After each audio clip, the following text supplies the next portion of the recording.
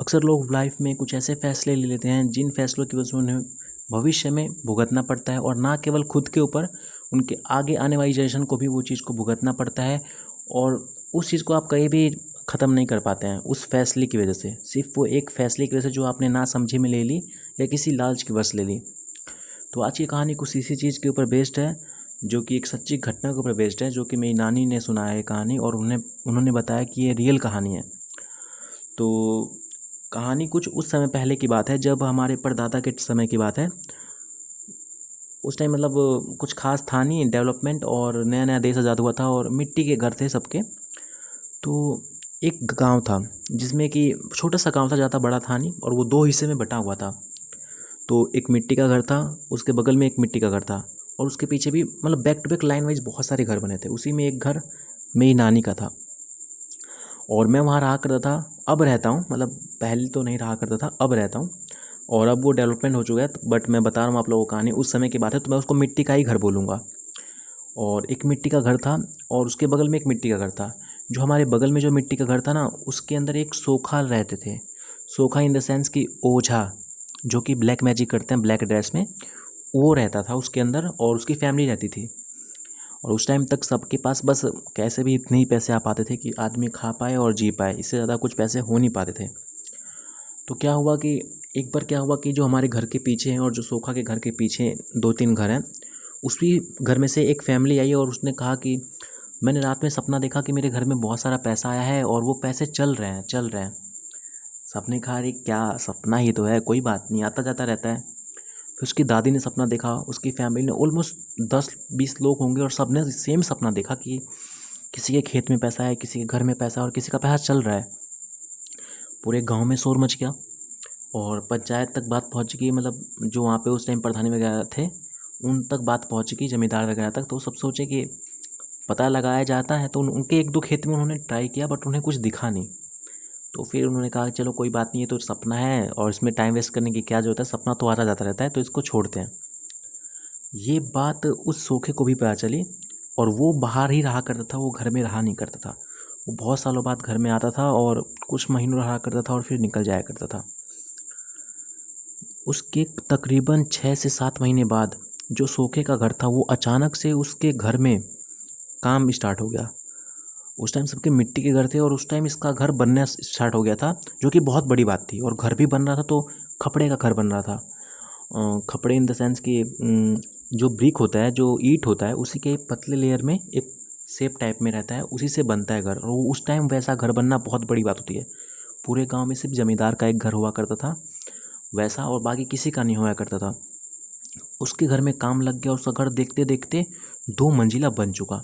यहाँ तक कि जमींदार से भी ज़्यादा बड़ा घर बन चुका था, और 2 मंजिला बन चुका था। अब ये आश्चर्यचकित हो गए सब लोग देख के, और ये बहुत बड़ी बात है उस टाइम में ऐसा घर बनाना।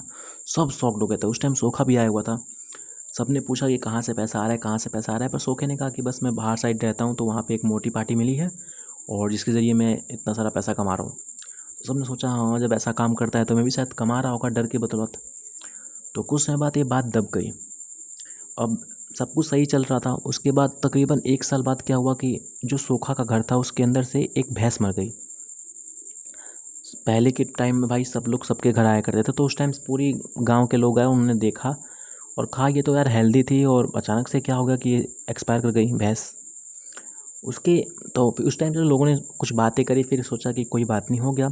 नेक्स्ट ईयर दोबारा एक गाय मर गई, नेक्स्ट ईयर दोबारा। ऐसे ही 3-4 साल लगातार एक एक गाय या भैंस मर जा रही थी। अब लोगों के मन में डाउट हो, यार ये क्या हो रहा है, हर साल एक एक गाय भैंस मर रही है, मतलब कुछ तो गड़बड़ है, ऐसा क्यों हो रहा है, और सब ठीक ठाक होने के बावजूद भी मर जा रही हैं। अब सबको डाउट तो हुआ, बट किसी के पास कोई जवाब नहीं था। तो सबने कहा चलो कोई बात नहीं, छोड़ो। ऐसे ही समय गुजरता गया गुजरता गया गुजरता गया, और उनके घर में चलता गया ये चीज़। हर साल एक गाय भैंस एक गाय भैंस एक गाय भैंस मरा करती थी।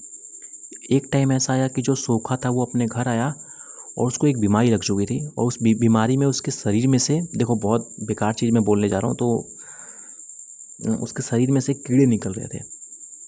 और वो कुछ समय बाद ख़त्म भी हो गया, और बहुत बुरी हालत में ख़त्म हुआ। मैं बता भी नहीं सकता किस हालत में ख़त्म हुआ। अब समझ सकते हो कि उसके शरीर में क्या हालत हुआ होगा कि वो ख़त्म हुआ। वो सोखा एक्सपायर कर गया। उसके बाद क्या हुआ, उसके बेटे भी कुछ समय बाद एक्सपायर कर गए, सेम चीज़ थे। और देखते देखते एक जनरेशन ख़त्म हो गई और नेक्स्ट जनरेशन आ गई। और नेक्स्ट जनरेशन में भाई किसी को कुछ भी नहीं पता था, नॉर्मली चल रहा था। तो उस टाइम उनके पास एक दो दो तीन गाय भैंस बची होगी, वो भी हर साल मरती जा रही थी। तो उनकी जो जनरेशन थी, जो सोखा के घर वाले थे, उसके बेटे ने कहा कि छोड़ो यार, क्या गाय भैंस रखना, जब मरी जा रही है तो क्या रखने की ज़रूरत है। क्योंकि उसको कुछ भी नहीं पता था भाई, उसको ये भी नहीं पता था कि पापा पापा क्या थे, उनके पापा के पापा दादाजी क्या थे, सोखा थे तो क्या होता है इसका मतलब, उसे बिल्कुल नहीं पता था। तो उसने गाय भैंस रखना बंद कर दिया। और फिर क्या हुआ कि उसका एक बेटा मर गया, उसी वर्ष मर गया एक उसका बेटा। अब उसने सोचा ये क्या हुआ। फिर अगले साल उसकी बीवी मर गई। अब उसको डर छा गया कि ये क्या हो गया, ये तो मेरा पूरा वंश ही खत्म हो गया, मैं अकेला बचा हुआ हूँ। तो उसने फिर अलग अलग शौकों से वो मिला और बहुत सारे लोगों से उसने बातचीत की। तो बाद में पता चला कि जो उनके घर के पीछे जो एक घर था, जिनको वो सपना आया करता था कि सोने के, उनके घर में मतलब बहुत सारा सोना है, उनके खेत में बहुत सारा सोना है, सोना चल रहा है। तो इस सोखे ने उस जादू से, अपने जादू से, उनके घर में वाकई सोना था, बट वो शापित सोना था। तो इनके सोखे ने जादू से उस पैसों को चला कर बुला लिया अपने पास। लेकिन वो पैसे भी भाई शापित थे, तो उनको कुछ ना कुछ तो चाहिए था। तो उन्होंने सोखे से बातचीत करके कहा कि मुझे हर एक साल एक जीव चाहिए, यानी एक पर्सन की मैं जान लूँगा। इसने कहा कि भाई अब मैं इंसान की जान तो नहीं दे सकता हूँ। तो सोखे ने बातचीत करके मतलब ये चीज़ कर लिया कि हाँ, एक जानवर की जान ले लेना हर एक साल। उसने उस सारे पैसे का इस्तेमाल किया। अब ये बात तो इसे पता थी, इसके बेटे को पता थी, पर इसके पोते को नहीं पता थी। इसलिए उसने गाय भैंस को हटाया और उसके बाद उसकी फैमिली मरने लग गई। अब ये बात उसे जैसे ही पता चली, वो लेने गया गाय भैंस बैक टू बैक।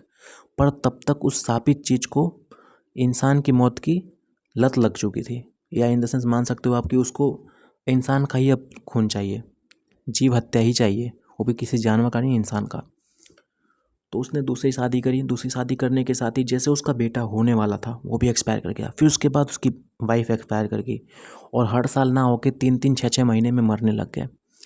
और एक टाइम आया कि उसकी पूरी फैमिली ख़त्म हो गई और वो भी मर गया।